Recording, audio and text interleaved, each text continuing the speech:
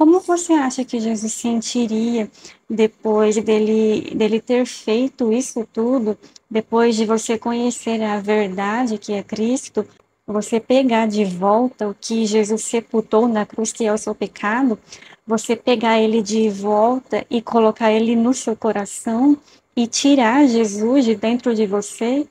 Como você acha que Jesus se sentiria? Você acha que isso é um pecado comum ou é uma blasfêmia? Olá, a paz do Senhor para todos. Hoje eu quero trazer aqui um vídeo para vocês sobre o pecado de morte. O que é um pecado de morte? Só a blasfêmia contra o Espírito Santo de Deus, que é um pecado de morte. Eu quero começar aqui, tá? Se você gosta desse tipo de conteúdo espirituais, se isso edifica a sua vida, eu peço que você se inscreva aqui no Inscreva-se no canal, canal. deixe o seu joinha, ative o sininho para você não perder nenhum vídeo, tá? Deus te abençoe. Eu vou começar aqui, tá? Lendo aqui o versículo sobre o pecado de morte. Está lá em João, em 1 João capítulo 5 e verso 16. Se alguém vir pecar seu irmão, pecado que não é para a morte, orará e Deus dará vida àqueles que não pecarem para a morte. Há pecado para a morte, por esse não digo que ore. Toda iniquidade é pecado, e há pecado que não é para a morte. Olha só que interessante, né? Esse versículo aqui que a Bíblia menciona, porque eu vejo muitas pessoas se equivocando, acha que pecado de morte é só a blasfêmia contra o Espírito Santo de Deus, mas vocês já pararam para pensar o que seria essa blasfêmia? A blasfêmia não é só aquilo que os fariseus faziam com Jesus, que é atribuir a, os dons de uma pessoa, atribuir, né, o fazer, o agir de Deus na vida daquela pessoa, atribuir aquilo ao diabo. Não é só isso que é blasfêmia contra o Espírito Santo de Deus. Não. Tem mais coisas que, que a gente pode chamar, né, que a gente pode falar que é blasfêmia, que se encaixa na mesma condição dos fariseus da época de Jesus. Vamos lá. Aquelas pessoas que vivem pecando, sabe? Aquelas pessoas que conhecem a verdade, mas vivem no pecado, se contaminando. Essas pessoas, elas praticam o pecado sempre, sempre e não se arrepende. Eu quero abrir aqui um adendo. Cair no pecado não é, tá? Não é a mesma coisa de permanecer no pecado, cair no pecado, todos nós caímos.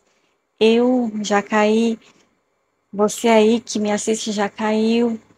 Um deslize assim na nossa vida é comum, acontece com todos, mas isso não tem nada a ver com aquela pessoa que permanece no pecado, que vive nas práticas pecaminosas, tá? Porque cair é diferente de viver na prática pecaminosa. Quando a pessoa cai instantaneamente, tá?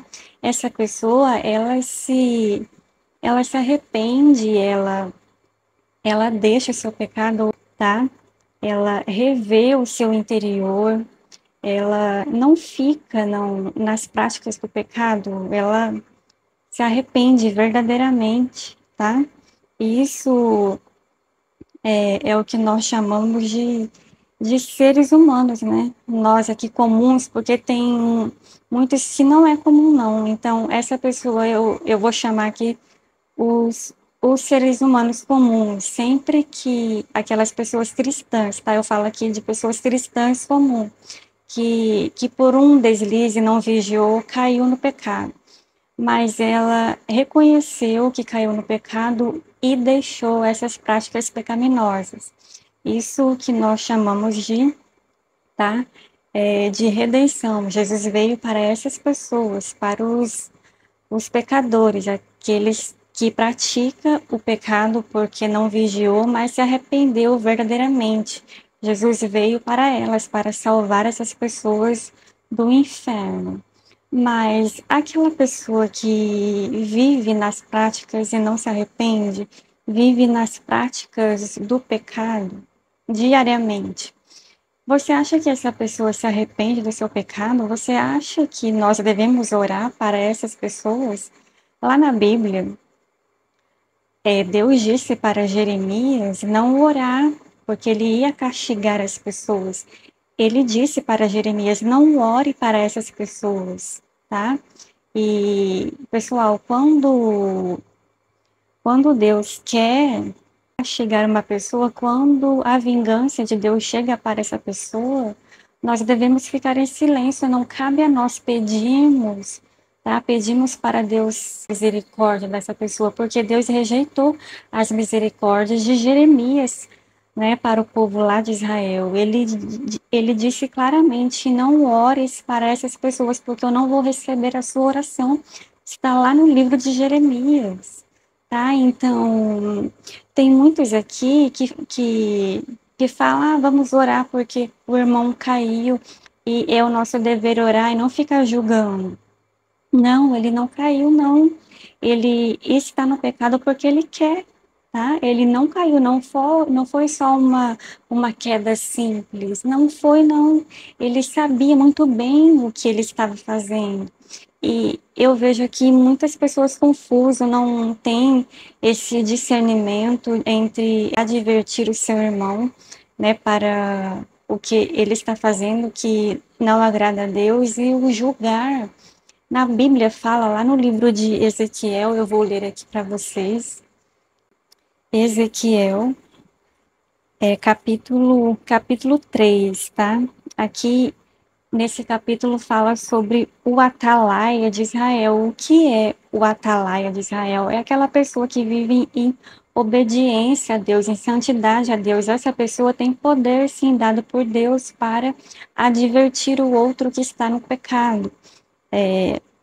Aqui fala, assim: avisando tu o justo, para que o justo não peque, e ele não pecar, certamente viverá, porque foi avisado, e tu livraste a tua alma. Olha só, pessoal, muitos perecem por falta de conhecimento, porque não lê a Bíblia. Deus deu poder a nós, sim, a advertir o nosso irmão que ele está no pecado para parar de fazer isso. Isso é advertência, não é julgar. Muitos confundem. Não é. Eu não estou julgando, eu estou, né, quando eu falo para o meu irmão deixar as práticas do pecado, isso não é julgar. O que é julgar, segundo a Bíblia? Que Deus proíbe é julgar no sentido pejorativo da palavra, é julgar de forma maldosa, é mandar o nosso irmão para o inferno, isso é julgar, tá? Mas advertir o seu irmão que está no pecado para parar de fazer isso, que isso não é certo, é uma advertência que Deus nos deu, tá? Nós somos os atalaias de Deus, atalaias da casa de Deus, da igreja de Deus. Nós temos poder, sim, dado por Deus para advertir o nosso irmão, que eu acabei aqui de ler na Bíblia. Então, pessoal, pare de falar que as pessoas estão julgando quando fala que o irmão está no pecado, que ele não deveria ter feito aquilo. Não, a pessoa não está julgando, está advertindo a pessoa, porque essa pessoa, pessoal, que vive aí no pecado, ele é cristão, ela é cristã, ela conhece a palavra de Deus e ela vive brincando. E isso é sério, tá? Quem brinca, vive no pecado brincando, vocês sabem o que acontece com essa pessoa, tá? Então, julgar é no sentido pejorativo de mandar essa pessoa para o inferno, tá? Eu vi aqui nos últimos dias, né, uns acontecimentos aí de um pastor que pecou, que veio à tona, né, o que ele fazia. Eu não vou citar o nome porque vocês sabem que eu estou falando. Esse pastor eu nunca assisti as pregações dele, eu não gosto dele só de ver o rosto dele, tá? A cara dele eu não me dei bem, eu sei que isso é um defeito, né? Nós, como cristãos, devemos amar o nosso irmão, mas eu não me senti bem olhando para esse pastor. Eu nunca consegui assistir mais de um minuto de um vídeo dele. Ele agia ou ainda age muito desrespeitoso para com as mulheres. Eu não gosto desse tipo de pessoa que fala de forma grosseira, não somente com as mulheres, mas para com todos, tá? Então, eu vou ler aqui, tá, para vocês novamente no livro de Hebreus, que fala o que acontece com aquela pessoa que vive nas práticas pecaminosas. Capítulo 10, verso 26. Olha só, aqui fala o que acontece com aquela pessoa que vive no pecado sem se preocupar com o amanhã. Porque se pecarmos voluntariamente, depois de termos recebido conhecimento da verdade, já não resta mais sacrifício pelos pecados, mas uma expectação horrível de juízo e ardor de fogo que há de devorar os adversários. Quebrantando alguém a lei de Moisés e morre sem misericórdia, só pela palavra de duas ou três testemunhas. De quanto maior castigo cuidai vós, será julgado, merecedor aquele que pisar o Filho de Deus e tiver por profano o sangue do testemunho com que foi santificado e fizer agravo ao Espírito da graça. Porque bem conhecemos aquele que disse: Minha é a vingança, eu darei a recompensa, diz o Senhor. E outra vez o Senhor julgará o seu povo. Horrenda coisa é cair nas mãos do Deus vivo. Olha só, pessoal, aqui nesse texto aqui de Hebreus, ele fala, né? Fala que nós fomos resgatados por Cristo. Cristo nos purificou, né?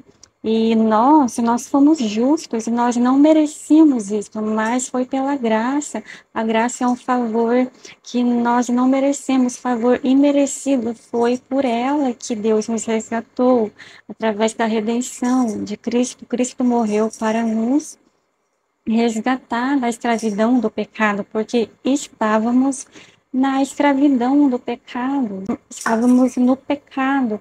E a partir do momento, né, que Jesus, ele morreu por nós, ele sepultou ali na cruz os nossos pecados. E é a mesma coisa nós, quando aceitamos Jesus, nós sepultamos o nosso velho homem para viver o novo homem, para que Jesus habite em nós.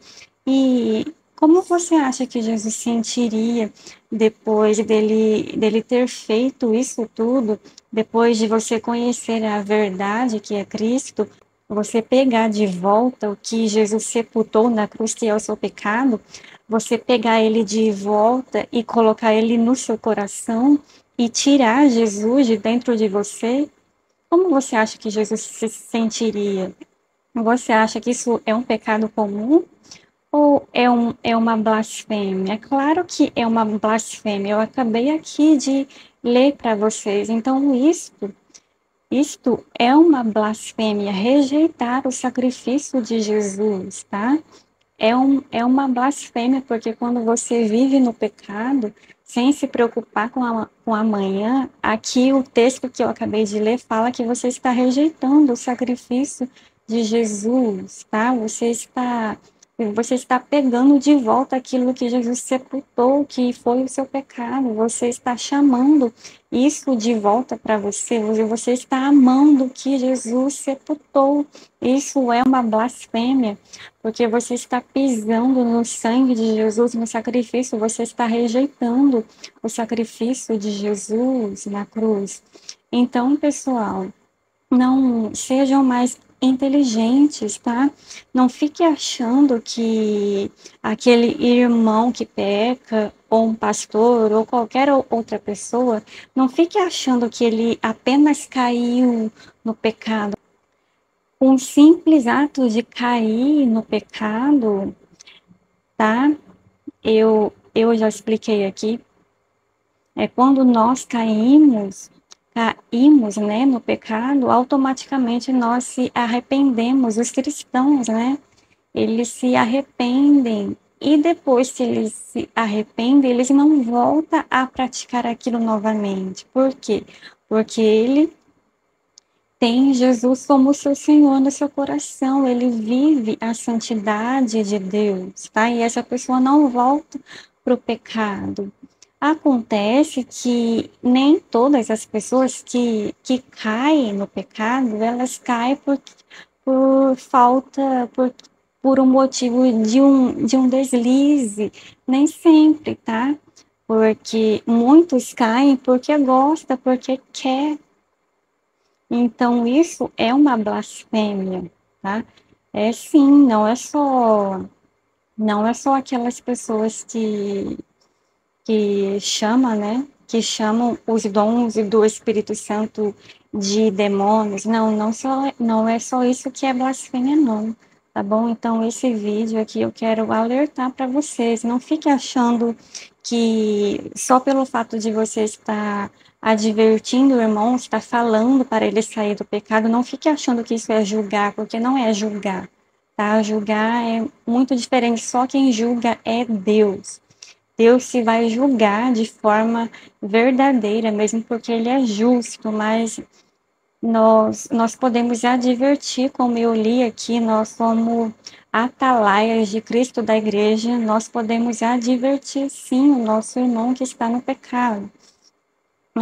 E eu espero, tá, que essa explicação desse vídeo fique bem clara. Se você não entendeu, ou se você gostaria de ouvir outros assuntos da Bíblia, eu peço que vocês deixem aí os comentários de vocês. Eu sei que eu não tenho muitos seguidores, né? Mas eu estou aqui porque eu me propus estar aqui para falar, para contar para vocês um pouco de Deus, um pouco do que eu ando, né? Eu faço através da minha vida, da minha caminhada com Deus, tá? E eu também quero falar aqui outro assunto sobre os desigrejados, tá? Não fique sem congregar, porque esses desigrejados, eles sempre colocam a lenha na fogueira.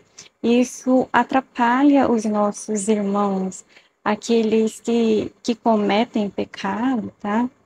Porque tem vários tipos de pecado, não vou entrar aqui no mérito, tem vários tipos de pecado. Tem pecado que você precisa falar com o seu pastor da igreja, tá? Que ele vai tomar uma decisão. Já tem pecados, né, que é aqueles mais simples, que não precisa de você falar com o pastor. Então, por isso é muito importante vocês congregarem em uma igreja séria. Eu sei que tem muitos erros, né, mas procure ir em uma igreja séria, porque é através da igreja que vocês irão aprender, né, mais.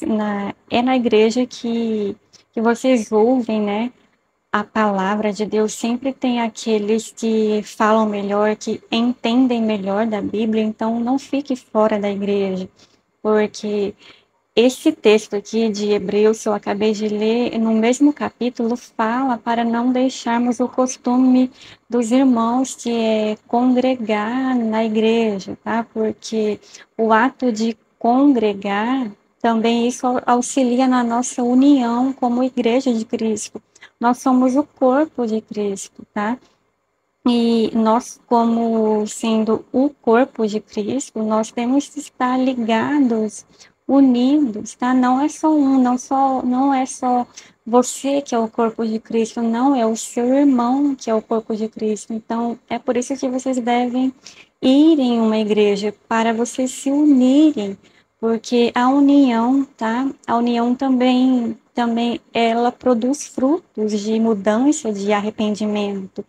E a união também, pessoal, Nós vemos na Bíblia que Deus, ele distribui os dons individualmente e de forma coletiva.